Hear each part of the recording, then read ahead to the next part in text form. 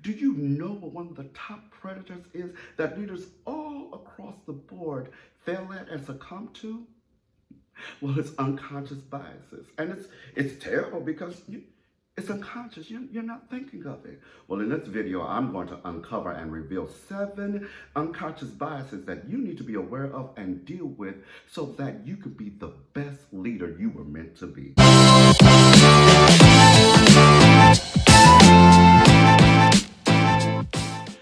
Now, if this is your first time to the YouTube channel, I want to welcome you. I am Dr. David Glover, and it is my mission to share moments that inspire both self and leadership development. So if that's you, sit on down. Let's have this conversation. And don't forget to subscribe and press the bell button so that you're notified every time a new video comes out. There you are. Let's talk. Now, we want to talk about unconscious biases that we have that are embedded deep sometimes into our conscious and subconscious or even unconscious mind, and how they affect our leadership, how they affect our management styles. And so the first thing I want to say, I want to frame this conversation that we're about to have with just a notification. And that is that you know how you hear this adage that says, oh, let me put on my manager's hat, or let me put on my leadership hat or cap, whatever you want to call it, put a fedora feather in it, if you will. I want to be very clear about this, that you really are not putting on a different person. You are still you. Amazing, isn't it? I know. But it has to be said because sometimes we feel like we're going into some type of telephone booth and coming out a different person. No, you're still the same you, which means that you're just changing some aesthetics. You're changing your verbiage or rhetoric. You're changing maybe your costume of what you wear. You may be even changing some of your mannerisms, but you're not changing you. With that said, it is important and vital that you know that we're talking about unconscious biases and how they affect the lifeline of who you are, the efficacy and efficiency of who you are, your relations. And that is what is called soft skills in old HR language, and probably still current. The things that we can't really teach you through just like an Excel, how to use Excel or PowerPoint or JavaScript or project management cycles. Those are not things that are readily found there. These are things that you have to work on, manage, or build within your own self, your own character. And a lot of times we feel like we're putting on a manager's hat. Now we're a totally brand new person and we're ready for leadership. You may be ready for leadership, but it happened before you put on a new vocabulary word, before you decided to make sure that you do all the bells and whistles to your wonderful memos and report writing, okay? So that's the first thing that I want to frame this, is that when we're talking about unconscious biases, we're talking about things that actually live within you, reside within your being before accepting a position, before coming into a team meeting, become managing a team. We're talking about something that you actually use and influences you day in and day out in all of your activities, and it shows up with or without your permission in your workplace decisions, in your management positions. So I want to talk about 7 of those, but I wanted to frame this that you know that you are not exempt because you put on a new title or you walk into the room with a appropriate uniform that suggests that you are powerful. Suggests. So the first thing I want to talk about, number 1, is conformity bias. And this is the tendency to act similar to those around you. And it anchors itself and comes out of and actually bleeds into groupthink. So this is where your environment kind of produces who you are, that you know you're actually putting on this uniform because that's the expectation of the culture you're about to walk into. And the problem with that is that when it's influenced and enforced into a culture, it means those who come in who are not like that have already, without real genuine validity, become marked against. Becomes you start making decisions based on that's not the culture of what we do versus the validity of what you're actually looking at in the decision factors, looking at all the pros and cons and all those things that have nothing to do with who you are now. Be very sure and very clear that I am not talking about your mission and your motto or your vision. All of those things that you say, if it doesn't fit on that platform, it's not for us. Not that it's a bad thing, but it's not for us. But when it becomes that it's not conforming to the thought patterns, which have nothing to do with your platforms and mission and vision statements, then it is an issue, and it becomes a conformity bias and an unconscious bias. You start choosing things just because that's just not the standard norm. Well, maybe the standard norm should be expanded or should be looked at or surveyed. That's number one. Number two is called affinity bias. Okay? And that is where you gravitate to those who are similar to you. That have an affinity to your thought patterns, to whether it's actually race or gender or age bracket or just happen to like certain recreational activities alike. And so you start to affinitize or gravitate to those persons. Well, when that inflicts your decisions as into who gets on the team or who gets a promotion or who gets certain slots, that becomes a problem. Just because they are not likened unto you or your thoughts does not necessarily make them inadequate for whatever decision. So one way to combat that is be very intentional about diversity. That means looking at your format of teams or looking at how you're choosing whatever it is that you're choosing and making sure that it is diverse across the board. If you already have, I'm a male and I see I'm forming a group of 5 and I already have 2 males, I'm going to intentionally say that no more males are allowed, or no more African Americans, or no more LGBT, or no more whatever that looks like, or no more people who are from the same background, if possible. But look at that and look and really pay attention to how do I formulate without even thinking about who I want or who I pick, okay? So that's number 2. Number 3 is called a halo bias or a halo effect. And some of these biases are actually psychological effects, but we can bring them over because they certainly will regiment our thinking and our tendency patterns as leaders. And that's halo effect, which that is when you see someone have done something impressive or have made such a tantamount focus in life, or they've made such a tantamount feat. They've done something that's very, very noteworthy. You tend to now start thinking of them in a greater halo light. Like what they do can't be wrong, or you diminish the quality of what they do wrong, their mistakes or their errors. You start to overlook them because of the great thing that they have just done. Well, you have to pay attention and be fair across the board. And one way to combat this is, number 1, be aware they just did something wonderful, but let me take them out of the name or what they did out of the equation and replace it with somebody who's not as impressive and say, what would I say then about this item?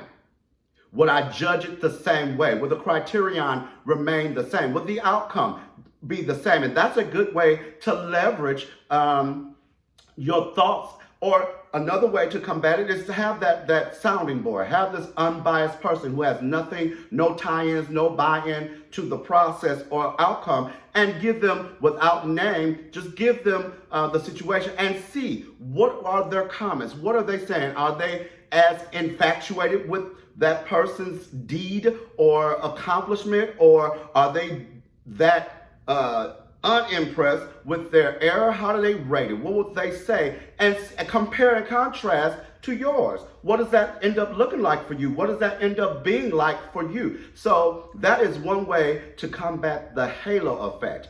On the opposite side, but nearly the same damaging, is called the horns effect. That's when someone has done a deed that is less than stellar, very unimpressive. And so now you start to qualify the rest of their work by that instance where they may have made a faux pas that has been a deficit to the team or to the organization or to themselves. And so now everything that happens, you through that lens, judge it. So even if they do something good after it, it's good, but, and the good is diminished in quality because of the horns effect that's happened.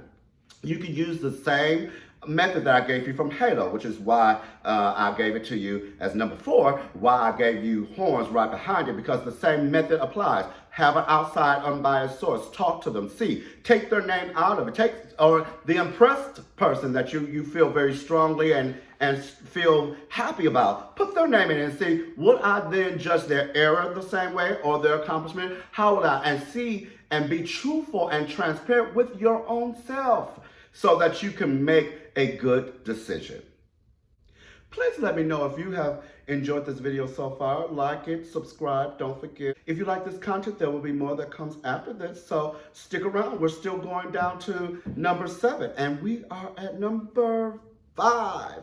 Number 5 is called a contrast effect, which I kind of more appropriately think it should be called a comparison. But the point and the principle is 2 events or more that happen either at the same time or one right behind each other. And so what always happens and tends to happen just because of the workings of our mind and how it goes is that when they come right behind, they don't get to stand on themselves in evaluation. They are compared, just like in HR when you're doing hiring. Each candidate that comes, when they come right after in succession, they are compared with especially those that just happened before it. So this, and actually I remember this from performance, either performing, doing spoken word, acting, or singing. When we saw a person that we suspected was going to really get the applause of the people, we did not want to follow behind them. What tends to happen in this bias is that first thing affects the image and perception of the next thing. Well, how do you combat this? How do you make sure that you're not judging it as comparison? And it can be very tricky, but what you have to do is actually remember before you even go into the judging, especially in workplace areas and teams, you start to look at one person's performance basing the next person's judgment of performance off of that one person. And that's not actually fair. You have to remember your metrics. Remember your rubric of how you are grading or how you are looking at each employee, at each person, and make it specific to that rubric. Do not add outside influences into that. So I'm not talking about not having a human compassion. Be very careful about not allowing a previous performance or another person's performance to impede upon your resiliency or your methodology of rating each performance, each person's team's contribution. You have to let it stand and testify of its own value, of its own self against a pre-existing rubric. Okay, so that's one way to combat number 5. Number 6, and I believe that the whole earth understands this bias, and that is beauty is more attractive and gets more attention. And there have been countless studies that prove this point with empirical data. Those who are perceived as more beautiful get better tips, or in HR, those who are perceived as more beautiful get the job, the raise, the promotion. All these advances come to those who are more aesthetically pleasing. So I don't think I need to take a long time to talk about what this means, because most people have come in contact in several different ways. But workplace is definitely a place that you want to make sure and guard yourself as a leader that you truly are basing your decisions, your merits, your credits on exactly what they need to be. And that's not beauty unless you're in a modeling arena industry. That's different. Then your metrics make sense when it adds beauty, because that's what it's about.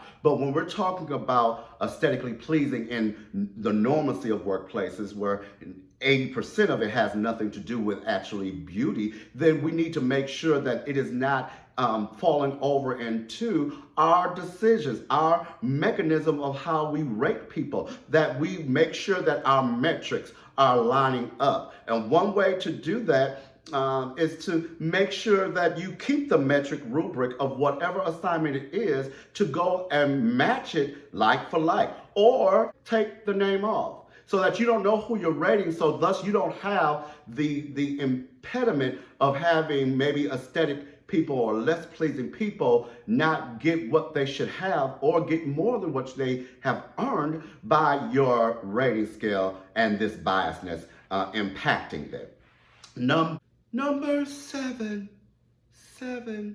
It is a very strong and actually a very overlooked one, but we all assent to it. We all kind of know it exists. And that is called the confirmation bias. What is that? Well, that is when we actually allow or prefer or gravitate toward decisions of things that actually only agree with our pre-existing beliefs, thoughts, and constructs.